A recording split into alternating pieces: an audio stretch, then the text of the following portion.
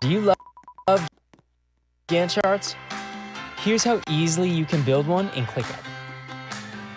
Let's map out the tasks for your Gantt chart in this list. Perfect. Now, let's add a Gantt view. Set the dates for your tasks, and voila, we've got a Gantt chart.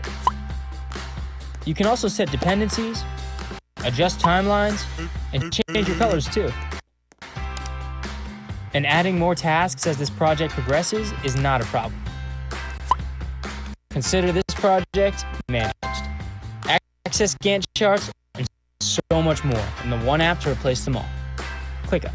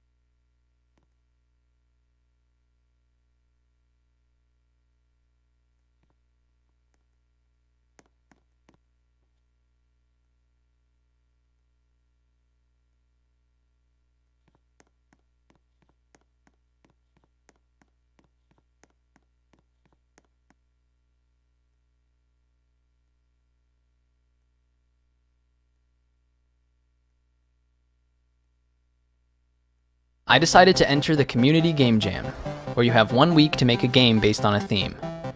Let's see if I can actually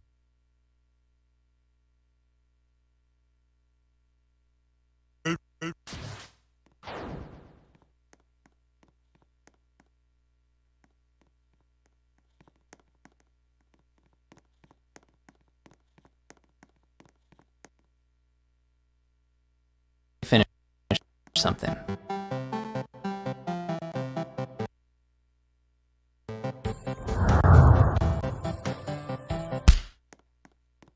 At 3 o'clock on Saturday, the theme is revealed.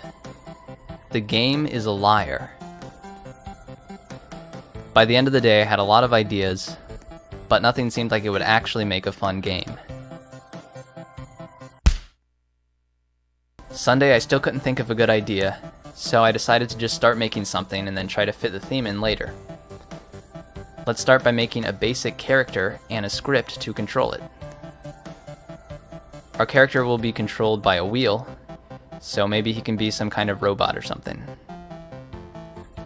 Controlling the player only with a wheel made for some fun mechanics. You can't move right or left when in the air, so you have to build up some momentum on the ground first to jump onto new platforms. Speaking of platforms, I decided the game would be a platformer, but not just any platformer, a procedurally generated one with infinite levels. I made something similar with a friend in high school for a project, so maybe it would be fun to do an improved version of it. On Monday I had classes all day, so I mainly just thought about how the level generation would work. Here's what I came up with. First, place an initial platform, then choose a random direction to build from.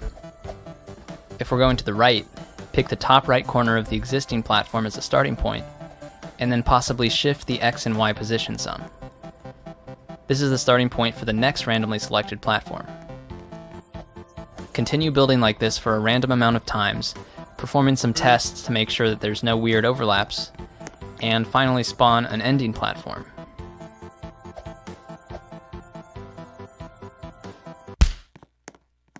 Tuesday, I started writing the code to make this level generation system actually work. The two platforms in the game so far are regular static ground pieces, and some moving platforms that bounce between 2 points.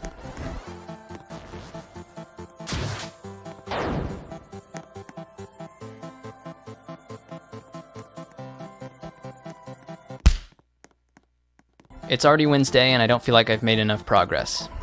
Oh well, let's keep going and see what happens. The platform generation was still far from creating interesting or fun levels, so I spent some more time working on that. I at least needed to start making some game art, so I designed a little robot character and opened up Illustrator to bring him to life.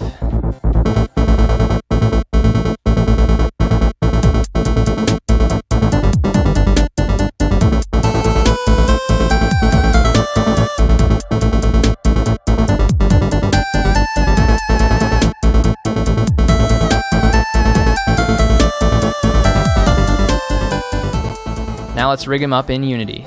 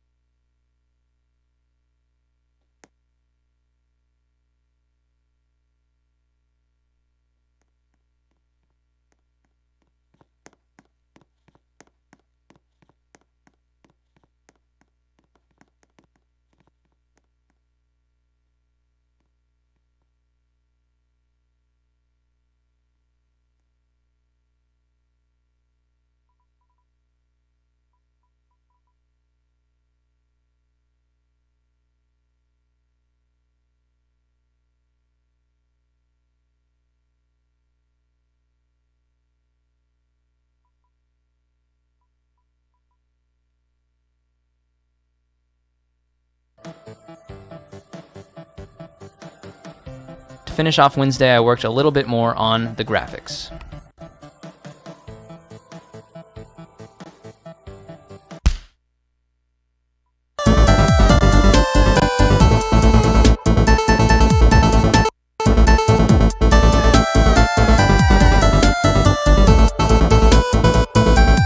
Thursday, I made a parallax script so the background can be a little more interesting. I also worked on the logic for moving between levels.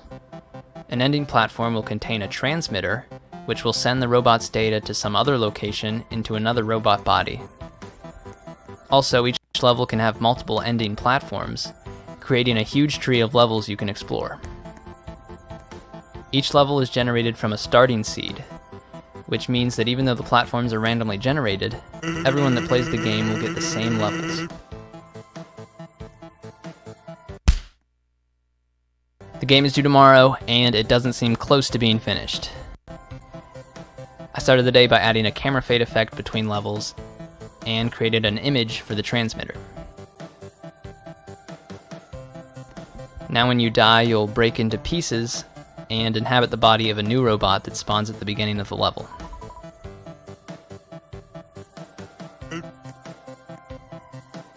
For some reason, even though at this point I have less than 20 hours to submit, I start playing around with normal maps and post-processing effects.